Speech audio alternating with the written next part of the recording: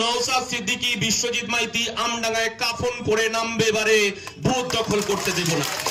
তৃণমূলের যারা 2 পয়সার ফুটো মস্তান আছেন তারা কান খুলে শুনে রাখুন, আমি সেই ছেলে, এখনো পর্যন্ত একটা টুপি নওশাদ আর আমি ভাগ করে পড়ি, এখনো পর্যন্ত নওশাদ আমি একটা রুটি ভাগ করে খাই। আর আমডাঙ্গায় যদি তৃণমূলের নেতারা আপনারা মনে করেন যে অর্জুন সিংকে দিয়ে হিন্দু ভোট ভাগ করে আবার তৃণমূলটাকে জেতাবেন, শুনে রাখুন বাঘের বাচ্চাটা এখনো পর্যন্ত বসে লাইভ দেখছে আমডাঙ্গায়।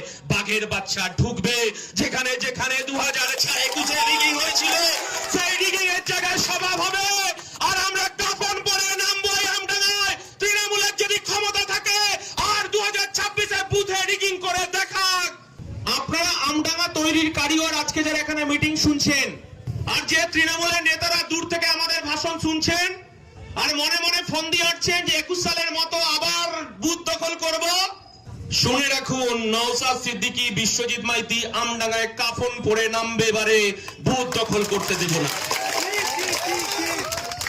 যদি ভেবে থাকেন, হয়তো ভাবছেন বোধহয় বিধানসভা ভোট এখনো অনেক দেরি আছে, 2026, আজকে আমরা অধিকার যাত্রা করে আপনাদেরকে একটু বোঝাতে চাইলাম বোম গুলির রাজনীতি অনেক হয়েছে, পঞ্চায়েত দখল করেছেন, পুলিশের একটা অংশকে সঙ্গে নিয়ে ব্যালট বাক্স ভাঙচুর করেছেন, আপনি সাধনপুর স্কুলে ঢুকতে দেননি, প্রত্যেকটা অক্ষরে অক্ষরে আইএসএফ এর কর্মীরা বিরোধী রাজনীতি যারা করে লিখে রেখে দিয়েছে।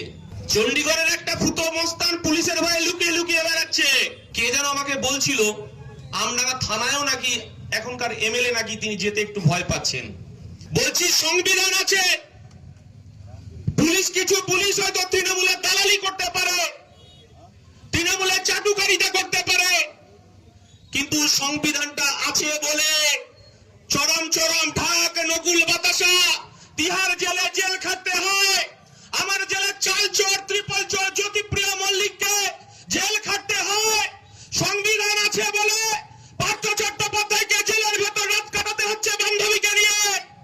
সংবিধানটা আছে বলে তৃণমূলের ফুটো মস্তানগুলো তারাই দাদাগিরি বন্ধ হয়েছে।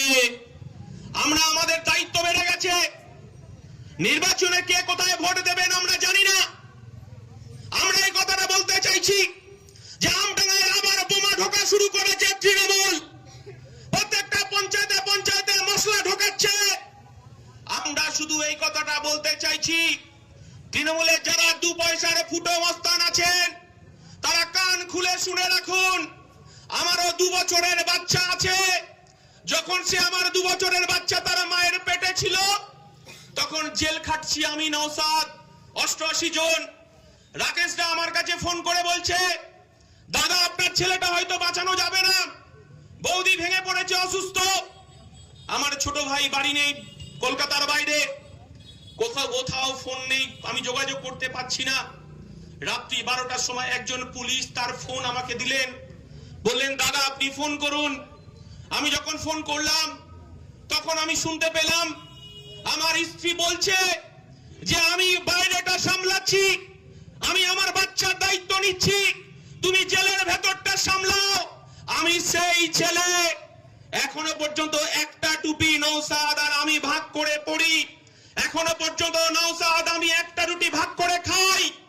আর আমডাঙ্গায় যদি তৃণমূলের নেতারা আপনারা মনে করেন যে অর্জুন সিংকে দিয়ে হিন্দু ভোট ভাগ করে আবার তৃণমূলটাকে জেতাবেন, আর মুসলমান বুথগুলোকে আপনি যদি ভাবেন ওই আপনার যে তৃণমূলের নেতাগুলো লুকিয়ে লুকিয়ে বেড়াচ্ছে তাদেরকে দিয়ে ভোট লুট করবেন, শুনে রাখুন বাঘের বাচ্চাটা এখনো পর্যন্ত বসে লাইভ দেখছে আমডাঙ্গায়। বাঘের বাচ্চা ঢুকবে যেখানে যেখানে 2021 রিগিং হয়েছিল, সেই রিগিং এর জায়গায় স্বভাব হবে। আর আমরা কাফন পরে নামবো আমডাঙ্গায়, তৃণমূলের যদি ক্ষমতা থাকে আর 2026 বুথে রিগিং করে দেখাক, রক্ত দেব, আমডাঙ্গায় ভোট লুট হতে দেব না। এই কথাটা আপনাদেরকে আমি পরিষ্কার ভাবে বলে দিতে চাই।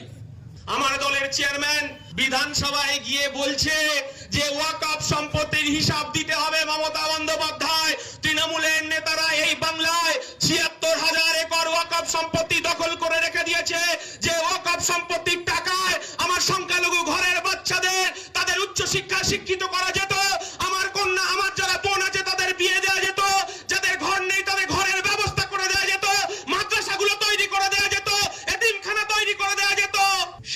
জন্যই তো মমতা বন্দ্যোপাধ্যায় আমার নওশাদ সিদ্দিকীকে ভয় পায়, কারণ এই ছেলেটা বিধানসভায় গিয়ে বলছে যে মন্দিরের জমি দখল করছে তৃণমূল, এই মন্দিরে দেবোত্তর সম্পত্তি জমি দখল করা যাবে না, এগুলো হিন্দু ভাইদের হাতে তুলে দিতে হবে। এটা সম্প্রীতির বার্তা। আমি আপনাদেরকে বলছি, এই লড়াইটা, এই বাংলাকে বাঁচানো শেষ লড়াই। দিদিমণি, আপনার বয়স 75 হয়ে গেছে, কারণ এই লড়াইটা আমাদের নওশাদ সিদ্দিকী যখন বিজেপি পার্লামেন্টে আমরা দেখলাম ওয়াকফ সংশোধনী বিল পাস হচ্ছে, সেখানে কেন তৃণমূলের লোকসভায় 3 জন এমপি ভোট দিল না? ভেতরে ভেতরে কতটা করেছে আমরা জানি না, 3 জন এমপি ভোট দেয়নি। রাজ্যসভায় যখন বিল গেল, রাজ্যসভায় তৃণমূলের 2 জন এমপি ভোট দিল না। আমরা জানি এটা আরএসএস এর নাগপুরের ইশারায় হয়েছে, যাতে ওয়াকফ সংশোধনী বিলটা পাস হয়ে যায়। আমরা বলতে চাইছি, ভালো কথা, এই ভারতবর্ষে ওয়াকফ সংশোধনী বিলের বিরুদ্ধে যারা ভোট দিল 98% হিন্দু এমপি, তারা কি এতটাই বোকা?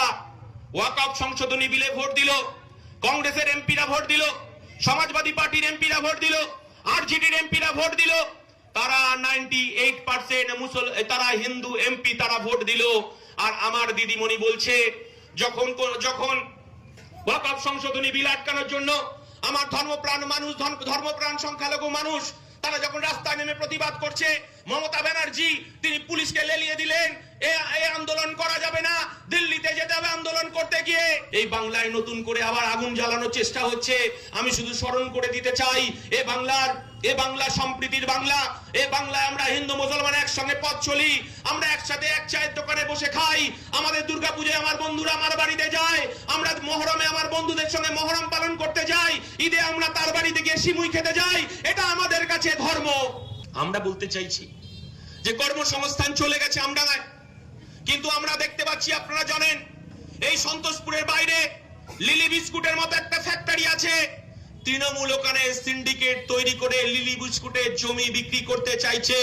নওশাদ বলছে, দাদা, লিলি বিস্কুটের জমি বিক্রি করতে চাইছে তৃণমূলের নেতারা, সেটা আটকাতে হবে। কারণ আমডাঙ্গার বেকার যুবকেরা তারা পেটে গামছা বেঁধে তারা বিড়ি, সিগারেট, মদ, গাঁজা খাচ্ছে, আর এখানকার যারা তৃণমূলের নেতা আছে সেটাকে মদত দিচ্ছে।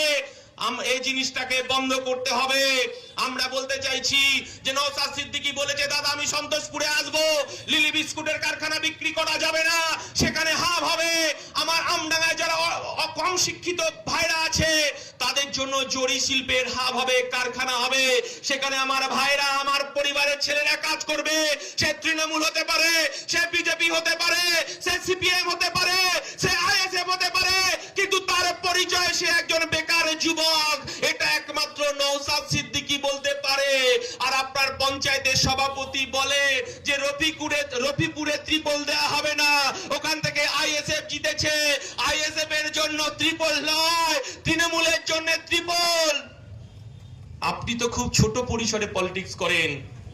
আপনাদেরকে বলছি, যারা আমডাঙ্গা তৈরির কারিগর, আপনার ট্যাক্সের টাকায় ত্রিপলটা কেনা হয়, আপনার ট্যাক্সের টাকায় 1,10,000 টাকা দুর্গাপুজোয়, আমার দুর্গাপুজোয় দেওয়া হয়। আমি বলতে চাইছি, আমার দুর্গা খুশি হতো তখন তৃণমূলের নেতারা যে 100 দিনের কাজ চুরি করেছে, 100 দিনের কাজটা যদি চালু হতো, আমার দুর্গা খুশি হতো। 1,10,000 টাকা আমার পুজো কমিটিগুলো চায় না, মমতা ব্যানার্জি উপঢৌকন দিতে চাইছে। আপনাদেরকে বিচার ছুড়ে দিলাম। এটা সম্প্রীতির বাংলা, এই বাংলা রবীন্দ্রনাথের বাংলা, এই বাংলা নেতাজি সুভাষ চন্দ্র বসুর বাংলা, এই বাংলা কাজী নজরুল ইসলামের বাংলা। মোরা এক বৃন্তে দুইটি কুসুম, হিন্দু মুসলমান, মুসলিম তার নয়নমণি, হিন্দু তাহার প্রাণ।